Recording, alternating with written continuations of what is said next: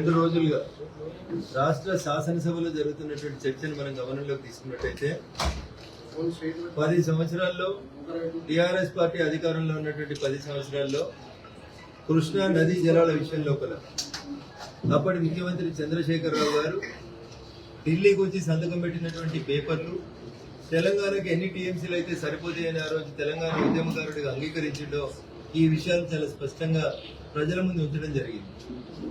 కాంగ్రెస్ పార్టీని టీఆర్ఎస్ తిట్టడం, టీఆర్ఎస్ ని కాంగ్రెస్ తిట్టడం తప్ప నిజంగా పాలమూరు పట్టణానికి లేదా పాలమూరు జిల్లాకి వలసల జిల్లా అని పేరు పెట్టినటువంటి పాలమూరుకి న్యాయం చేయడం లోపల 10 ఏళ్ళు అధికారంలో ఉన్నటువంటి టీఆర్ఎస్ పార్టీ కానీ 2 సంవత్సరాలుగా పాలమూరు బిడ్డ ముఖ్యమంత్రి అయితే మా జిల్లా స్థితిగతులు మారుతాయని ఆశపడిన కాంగ్రెస్ నాయకత్వంలో పాలమూరు పరిస్థితులు కానీ ఏమీ మారలేదు.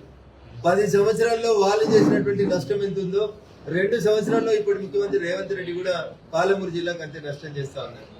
వీళ్ళకి విజన్ లేదు. ప్రతి చేనుకు నీరు, ప్రతి చేతికి పని అనేటువంటి లక్ష్యంతో భారతీయ జనతా పార్టీ నదుల అనుసంధానం పేరిట ఒక కార్యక్రమాన్ని దేశవ్యాప్తంగా చేస్తుంటే వీళ్ళు నువ్వెంత తిన్నావు నేనెంత తినాలనేటువంటి పంచాయతీ తప్ప ఈ రాష్ట్ర శాసనసభలో మంత్రి ఒక పవర్ పాయింట్ ప్రజెంటేషన్ ఇస్తే ఇలా ప్రతిపక్ష నాయకుడు ఇంకొక ప్రజెంటేషన్ ఇస్తా ఉన్నాడు. వీళ్ళు ప్రజలని మభ్య పెడతా ఉన్నారు తప్ప వాస్తవంగా పాలమూరు విషయంలో గాని కృష్ణా జలాల పంపిణీ విషయంలో గాని నాటి టిఆర్ఎస్ కు నేటి కాంగ్రెస్ కి మధ్యలో ఏం తేడా లేదు. ఈ రెండు ఒక నాణానికి బొమ్మ బొరుసు లాంటివి. వీళ్ళిద్దరూ కలిసి పాలమూరు జిల్లా ప్రజల్ని వంచిరు, మోసం చేసిరు తప్ప అసెంబ్లీలో నిన్న కాంగ్రెస్ పార్టీ చిత్తశుద్ధి, కాంగ్రెస్ ముఖ్యమంత్రి మాట్లాడుతుంటే అక్కడ ఉన్నటువంటి ఎమ్మెల్యేల హాజరు చూస్తే కాంగ్రెస్ పార్టీకి పాలమూరు జిల్లాకు చేయాల్సిన న్యాయం పట్ల ఎంత చిత్తశుద్ధి ఉందో తెలుస్తా ఉంది. పట్టుమని 20 మంది ఎమ్మెల్యేలు లేరు నిండు శాసనసభలో. ఇది రాష్ట్ర ప్రజలు గమనిస్తా ఉన్నారు. ఇది దురదృష్టకరం, బాధాకరం.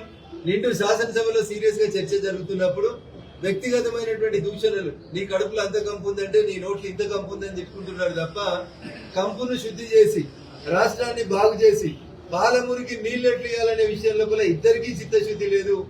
భవిష్యత్తులో 2 సంవత్సరాలు ఆగిన తర్వాత ఈ రాష్ట్రంలో అధికారంలోకి వచ్చేటువంటి భారతీయ జనతా పార్టీ మాత్రమే పాలమూరు ప్రజలకు ఏమైనా న్యాయం చేస్తుంది అనేటువంటి విశ్వాసాన్ని మేమందరం కల్పించదలుచుకున్నాం. జరుగుతున్నటువంటి చర్చని వ్యక్తిగత దూషణల నుంచి కటాఫ్ చేసి కేవలం సబ్జెక్టు మీద మాత్రమే మాట్లాడితే బాగుంటుందని అటు కాంగ్రెస్ ఇటు బీఆర్ఎస్ పెద్దలు ఇద్దరు కూడా ఈ సందర్భంగా భారతీయ జనతా పార్టీ పక్షాన మేము మీతో కలుపుతాం. Thank you.